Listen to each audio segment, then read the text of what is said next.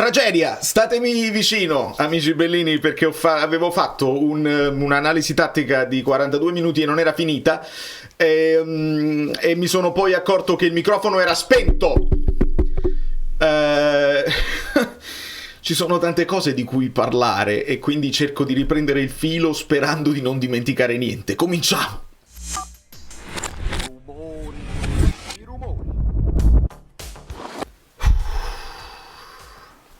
È veramente tosta, perché io poi non mi scrivo niente, vado a braccio, e adesso nel rifarlo è capace che qualcosa penso di averla già detta e non la dico, quindi vi chiedo un like di pietà. Do il benvenuto ad Antonio Ferrara. Gli argomenti sono, oltre ai 32 screenshot, KDB, la possibilità di Spalletti alla Juve, le pagelle, le posizioni medie, Bergonzi, anticipare quello che ci sarà da dire su Lecce, eccetera eccetera. Quindi ancora una volta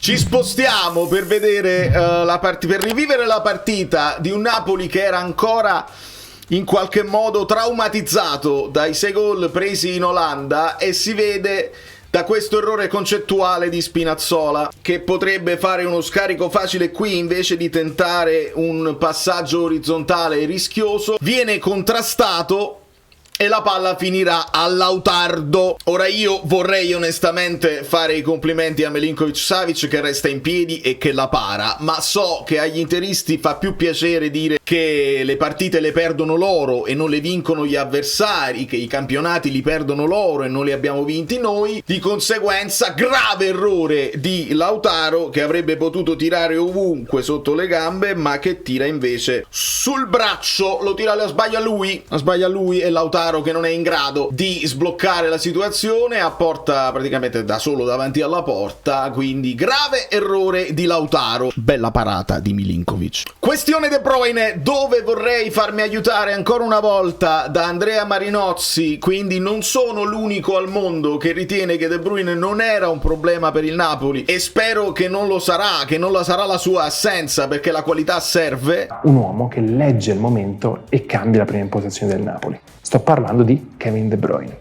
Ecco, tutti coloro che hanno detto il Napoli è migliorato con l'uscita di De Bruyne, ecco perché ha segnato McTominay, perché De Bruyne non c'era, per me hanno detto una baggianata. E nell'idea del Napoli di servire Neres negli spazi o di scambiare e poi mandare le mezze ali nello spazio lasciato libero, ci sono anche questi strappi di De Bruyne, che fa un lavoro che alle volte faceva Lobotka. Ricordiamo gli strappi di Lobotka. Purtroppo è arrivato un altro strappo per De Bruyne e ne parleremo, ma in questo caso De Bruyne prende palla e si porta dietro 3 avversari. L'azione si svilupperà e porterà a questo tiro ciabattato di Gilmour al limite dell'area. Anche qui voglio sottolineare la capacità anche di giocare semplice che ha De Bruyne. Questa immagine dove De Bruyne recupera un pallone ribattuto dalla difesa dell'Inter, in pressione alta il Napoli, qui De Bruyne la passa di prima a Spinazzola e fa sviluppare l'azione che poi porterà al rigore su Di Lorenzo. Questa immagine mi ricorda tantissimo questa azione qui contro il PSV, dove Beukema fa quello stesso lavoro di prevenzione, di aggressione preventiva, però rischia un passaggio un po' più complicato e porta al contropiede del PSV, che porterà al gol e poi lo scatafascio generale. Quindi la presenza di De Bruyne è anche in quel caso fondamentale per sbloccare la partita. Inutile tornare sull'episodio, sono rimasto veramente sconcertato dalle dichiarazioni di Bergonzi che mi hanno mandato in privato, e ringrazio l'amico Napoli Project che mi ha mandato il video, e mi sono chiesto se Bergonzi ha lo stesso atteggiamento violento verbalmente che ha avuto nei confronti di Lorenzo nei confronti di vari Gimenez, nei vari Quadrado, e l'elenco è lungo di tutti i giocatori che magari accentuano oppure simulano del tutto certe cose. Bergonzi parla di comportamento antisportivo ed è gravissimo che si stia facendo passare questo tipo di discorso, e sono molto contento che abbia risposto in primis l'agente di Lorenzo, Giuffredi, minacciando di passare anche a vie legali, perché non si può accusare Di Lorenzo di un atteggiamento antisportivo, il tocco c'è, mi dispiace. Di Lorenzo sta provando a mettersi davanti al pallone per poi scartare anche Acerbi da terra, di conseguenza il fallo c'è, il tocco è leggero ma esiste, quindi non si può permettere Bergonzi di dire tutte queste cose. Molto bene anche che la società sia intervenuta con uno statement ufficiale. Fate attenzione che ci state compattando ancora di più, perché se noi abbiamo ogni tanto delle cose che della nostra squadra non ci piacciono, state creando un clima perfetto per la guerra calcistica contiana. Ci state compattando, potremmo dare ancora più fastidio se non la smettete. Vi converrebbe probabilmente un racconto del calcio un pochino più lineare, altrimenti non lo so come va a finire. Al 28esimo e 8 secondi arriva il contatto, il rigore viene segnato al 32esimo e 55, ma non perché Mariani è dovuto andare al VAR a controllare e quindi ha perso un sacco di tempo, ma perché ha cerchiato da tutte le proteste degli interisti, cosa inaccettabile. Non si possono fare 5 minuti di proteste senza mai intervenire, senza mai allontanarli, quindi aggiungiamo anche questo a un arbitraggio non adeguato per una serie di motivi da una parte e dall'altra. E ovviamente questa immagine è l'immagine che fa più male, perché era intuibile già dal vivo che fosse una cosa grave. Si parla di 4 mesi, si parla di possibilità di andare ancora sotto i ferri, e io spero tanto che il Napoli faccia di necessità virtù, insomma, che magari Conte abbia meno il problema di dove inserire De Bruyne, di come spostare McTominay, e magari avere anche un vantaggio, tra virgolette, tattico rispetto a questo. Io però sono convinto, e l'abbiamo visto con le immagini, con le analisi, che De Bruyne è stato un plus, non un plus, ma un plus per il Napoli, con la sua qualità e la sua esperienza e la sua capacità di fare la cosa giusta al momento giusto. Bisognerà intervenire probabilmente sul mercato a gennaio, bisognerà cambiare le liste, magari un po' più di minutaggio per Elmas, oppure inserisci Olivera e sposti Spinazzola avanti. Ci sono varie soluzioni, ma quando ti verrà a mancare anche Anghissà diventiamo veramente pochini a centrocampo, e quindi io non riesco a essere contento, a vederla come una cosa positiva per il Napoli, come qualcuno sta dicendo. Dolenti note per quanto riguarda i calci piazzati. Il Napoli marca zona mista perché ci sono degli accoppiamenti, come vedete qui, però ci sono anche due, Buongiorno e Juan Jesus, uno sul palo, che sono a zona, in quella zona, e devono andare a dare una mano. In questo caso devi andare a dare una mano a Gilmour, che perde il mismatch con Bastoni. Ovviamente c'è un blocco molto interessante, molto ben fatto da Akanji su McTominay. A quel punto proverà Juan Jesus a dare una mano, ma un po' in ritardo, e arriva l'incrocio dei pali per Bastoni. E qui, coincidente anche all'uscita di De Bruyne, il Napoli si abbassa un pochino, l'Inter dà il maggior sforzo della partita in questa fase, verso la fine del primo tempo, dove arrivano qualche occasione, insomma occasioni importanti per Çalhanoğlu. Questo è il colpo di testa di Dumfries, che con grande forza travolge Olivera, travolge Buongiorno, travolge anche Lautardo e prende il palo. Ed è qui che il Napoli si è abbassato un pochino, ma arrivano le parole di Spinazzola, che dice non dobbiamo abbassarci. Questo è il messaggio che ci ha dato Conte nello spogliatoio, perché appunto dopo l'uscita del De Bruyne, dopo il gol del vantaggio, il Napoli si abbassa.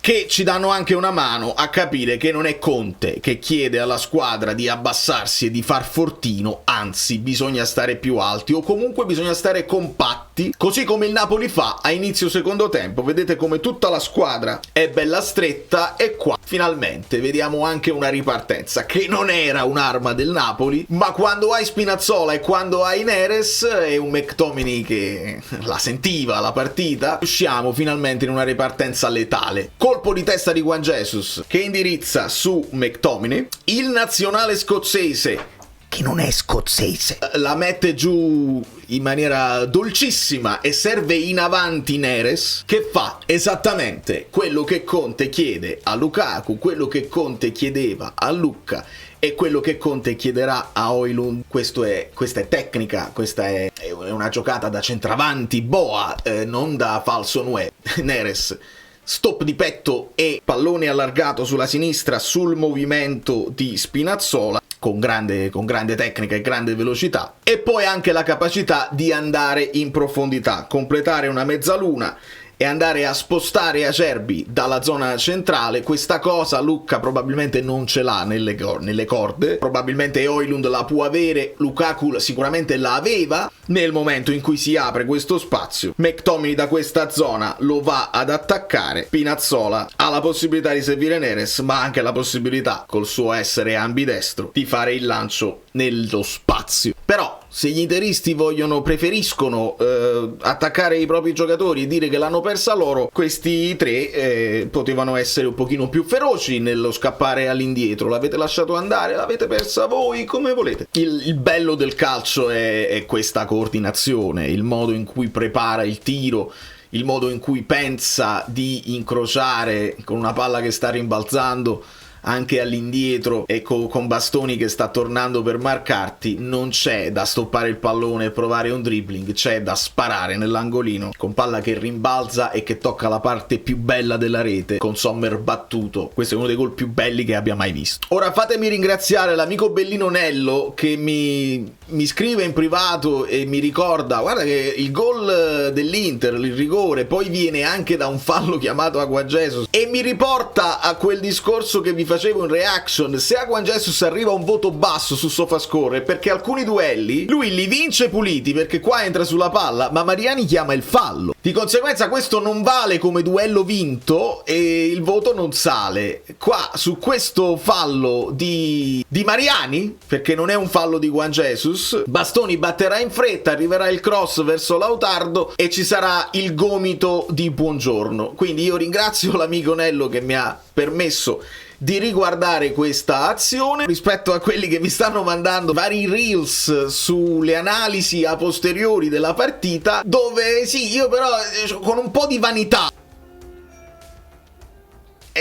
mi sento un pochino male, perché io l'accoppiamento McTominay-Barella ve l'avevo detto 2 giorni prima. Oliveira si prende Dumfries, quindi McTominay non deve andare tutta la vita anche a fare, perché quello è il problema che individuo su McTominay. E McTominay, secondo me, essendo lui più centrale, potrebbe dare un occhio alla mezzala di destra, che dovrebbe essere Barella. Intuendo quello che potesse essere il piano gara del Napoli, d'altra parte, dopo la vanità serve la modestia, perché per quanto riguarda l'utilizzo di Neres e l'utilizzo di Juan Jesus io ero dubbioso, e quindi io confermerei, ripartirei da Lucca e che Dio ce la mandi, che Dio Esposito ce la mandi buona. Mi cospargo il capo di cenere e do a Conte quello che è di Conte, perché questa partita la vince lui con questa sua idea. Quindi dal fallo inesistente di Juan Jesus arriva questo rigore, dove però al VAR non fanno rivedere questa inquadratura, ne fanno vedere un'altra dove si vede che il braccio è effettivamente largo,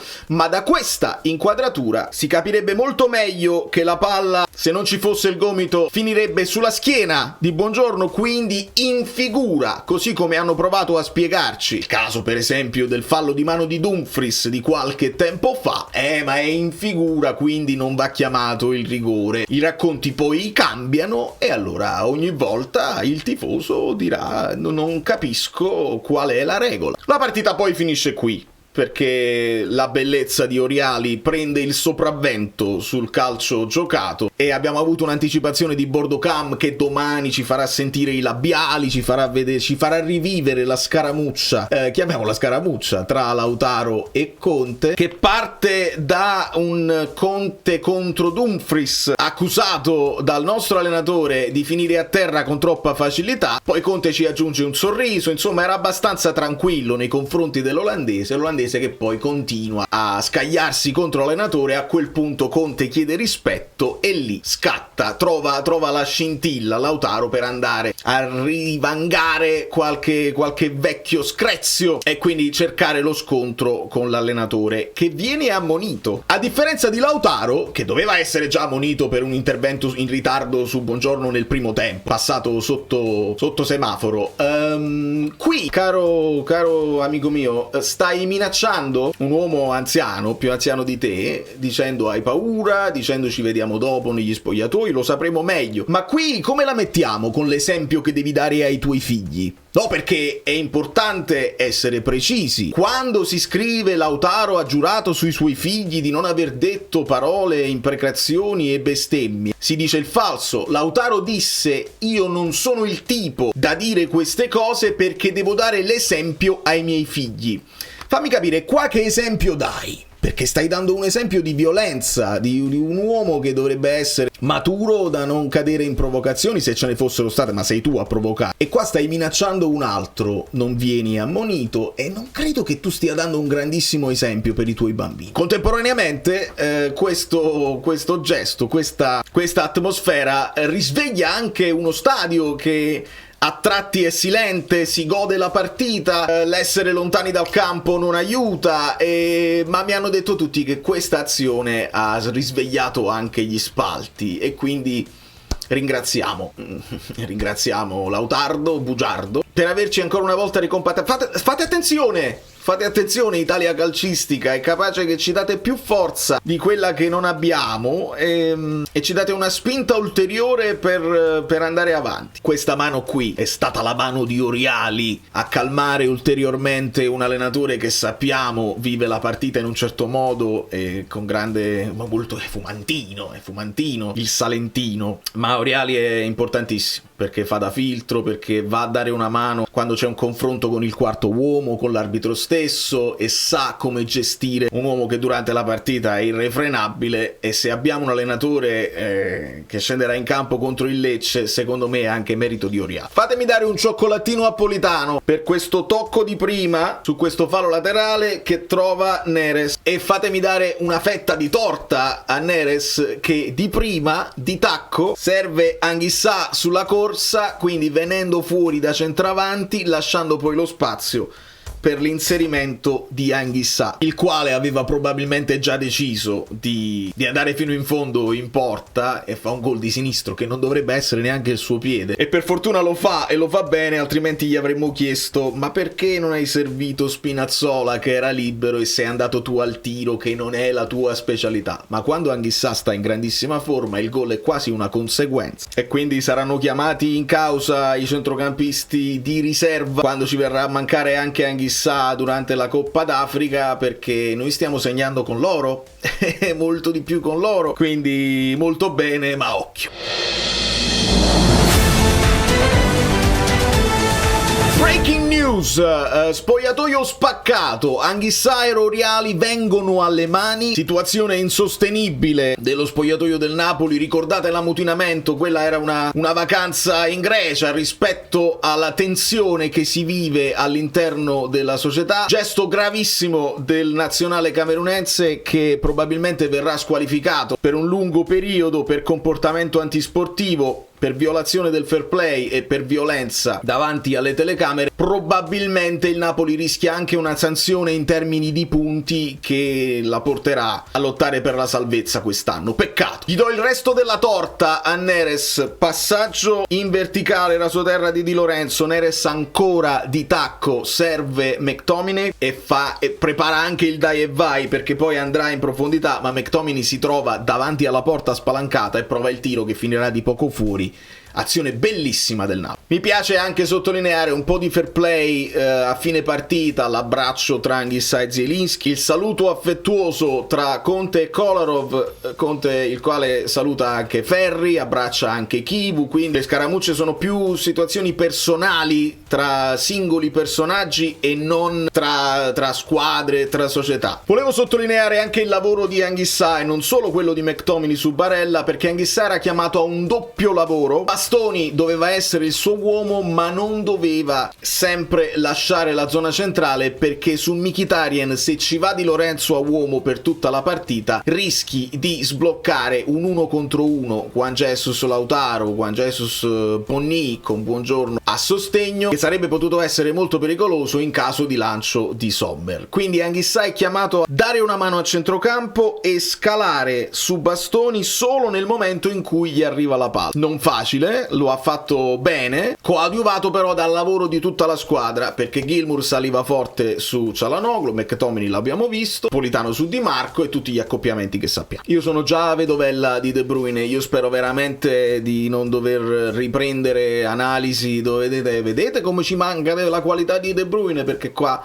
lui per esempio trova un filtrante per Neres che va nello spazio e poi nell'uno contro uno costringe Acerbi al fallo laterale. Insomma, bisognerà lavorare per sostituire uno come De Bruyne. Sto molto male. Però il Napoli meccanismi di attacco li aveva provati bene. Guardate come qui McTominay a questa zona viene addirittura a destra a dare una preoccupazione in più ad Acerbi, che quindi si stacca un po' da Neres, che in questo caso detta proprio il passaggio al Politano che stava accentrandosi. Politano lo ritarderà un pochino questo passaggio in profondità, ma si erano creati dei bellissimi presupposti. Il Napoli in questa fase della partita, con De Bruyne ancora in campo, stava riprendendo fiducia e stava riattaccando l'Inter. Per completezza ho rivisto anche l'episodio dell'ammonizione a Di Lorenzo e onestamente non perché fosse un fallo cattivo, ma forse perché tirando la maglietta, parliamo di fallo tattico, un Di Marco che non può più liberarsi e andare in profondità, ecco perché scatta l'ammonizione nella testa di Mariani, che poi non vede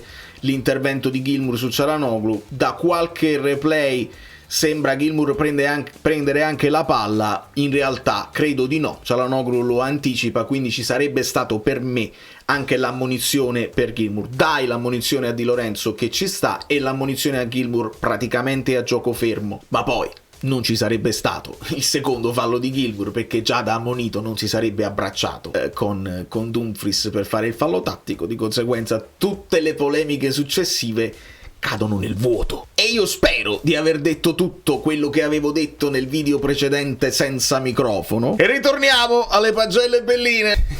Ringrazio Lang che mi ha fatto rendere conto che stavo parlando a vanvera da 50 minuti. 6+ per Olivera, 8- per McTominay, che non risulta il migliore in campo per gli amici del gruppo Telegram, ma fa un gol di una roba pazzesca. 6+ per Politano, bello quel più che mi permette di dargli quel cioccolatino. 5- per l'arbitro, possiamo arrivare anche a 2, possiamo accettare il min rating perché hai scontentato tutti onestamente. Hai creato dei presupposti per polemiche infinite, per un Chivu che viene salvato da possibili critiche sul suo operato, perché si potrebbe parlare anche della terza sconfitta in 8 partite di Chivu, di un centrocampo che quando poi cambi tutti gli interpreti non convince, e invece ci si concentra su una partita che è stata decisa dall'arbitro, e allora è chiaro che diventa più grave dell'episodio in se stesso, perché il racconto poi potrebbe portare Chivu a perdere un po' di credibilità, e invece Marotta sa che deve andare a gestire le sue cose e a mantenere quella credibilità che Chivu si stava creando, cosa che la Juventus non è in grado di fare. Ecco come tutto viene bello Tudor. Sembra quasi che sai, poco. Allora, noi ci chiedevamo all'inizio del campionato: Tudor è credibile, Chivu è credibile. Chivu l'hanno reso credibile a botta di interviste, di cose. Lui è anche bravo dialetticamente in conferenza. Tudor invece no, Tudor è scivolato su varie bucce di banana anche comunicative. La Juve è in crisi e adesso, con l'esonero confermato, si parla addirittura di Spalletti sostituto. Spalletti con il bel tatuaggio sul braccio. Sono curiosissimo, perché Spalletti aveva detto: non allenerò mai, non voglio affrontare il Napoli come squadra di club. Sono curioso di vedere quello che succede. 7 a Conte, mettendo da parte la vanità e la modestia, per me può anche salire, perché la indovina e la porta a casa con quelle mosse, e la spiega anche bene nei confronti di un Lucca che potrebbe prendersi collera, ma se in conferenza dici regalare Lucca ai marcatori dell'Inter sarebbe stato un suicidio, e invece con Neres ha funzionato tutto alla perfezione. Poi devi vincere, perché se non avessi vinto con queste mosse avrebbe subito ulteriori critiche, probabilmente anche da me, ma si vede le palle di quest'uomo, la credibilità dopo un 6-2, prendere delle decisioni così nette senza aver paura delle conseguenze, e quindi la merita lui più di altri questa vittoria. Senza voto Gutierrez, senza voto Beukema, 6 per Elmas. Tutti questi qua probabilmente guadagneranno più minuti nel momento in cui non hai più KDB in campo. 6 più per Lang, che entra per fare quel lavoro di Neres, chissà se lo vedremo anche in quella posizione o se ritornando a un 4-3-3 lo vedremo più in campo da esterno puro. 7 per Neres, per me anche qualcosina in più per quello che ha fatto, per come ha interpretato il ruolo. 7 De Bruyne, ovviamente qua c'è un 10 che immagino sia anche simbolico. Io sono veramente molto dispiaciuto vedere un campione di quel livello avere la consapevolezza del proprio corpo e della propria età. Speriamo insomma che dopo l'operazione, la riabilitazione, magari fatela a Napoli, la riabilitazione, si sta bene, è meglio riprendere la forma a Napoli che magari non a Manchester, non lo so se in Belgio, però ti staremo vicino e ti aspetteremo con grande ansia. Il premio Oriali va a quell'Anghissà dominante che noi vogliamo vedere in tutte le partite. Sono esseri umani, quindi è impossibile, però godiamocelo finché è con noi. 6 per Gilmour, che prende il premio Michu. Qualche sbavatura ce l'ha fatta intravedere. Ovviamente non si può scendere sotto la sufficienza dopo aver vinto la partita più importante dell'anno fino ad ora, perché adesso la partita più importante dell'anno è proprio con il Lecce.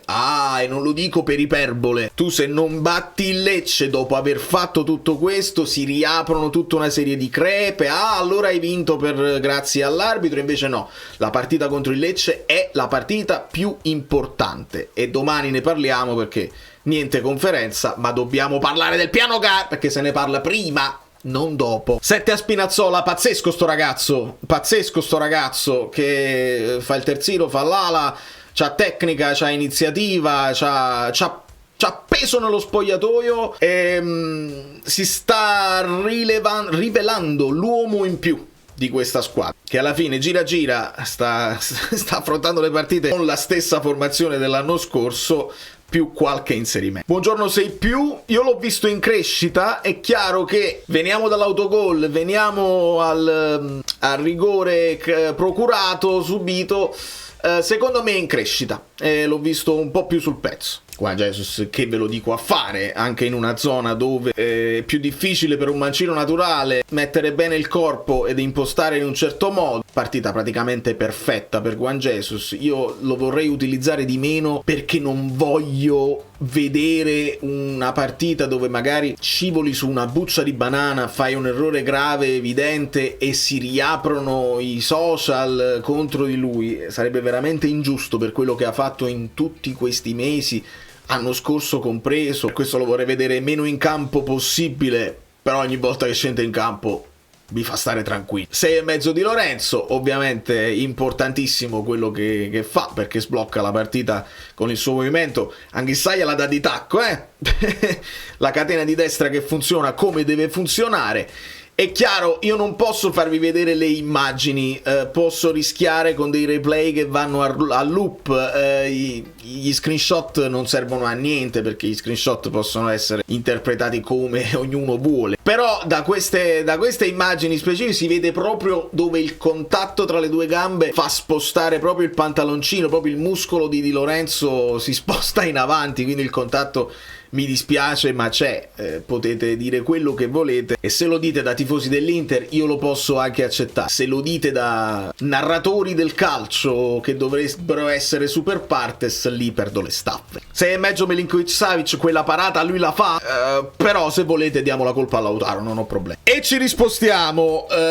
Vi chiedo dei like, tantissimi se potete, perché non voglio che poi le partite in cui perdiamo risultino le più belle analisi. Spero che questa qua vi sia piaciuta, spero sia venuta bene come pensavo stesse venendo bene quella che ho fatto un'ora fa, e se qualcosa mi è sfuggita aiutiamoci tutti nei commenti, perché sapete, poi quando ho tempo vi leggo, e anche se non divento virale sui mini social io sono molto orgoglioso della mia community e del percorso che stiamo facendo insieme. Purtroppo è una scelta mia, cioè se decido di fare video così lunghi perché ho tante cose da dire e non voglio saltare nulla, è chiaro che sono meno esposto a chi scrolla di continuazione e non ha tempo. E non ha tempo di vedere tutti gli approfondimenti, ma io sono contento lo stesso. Da New York, Valerio Fluido è tutto, vi abbraccio e vi bacio. Domattina magari un approfondimento su Lecce, ci state?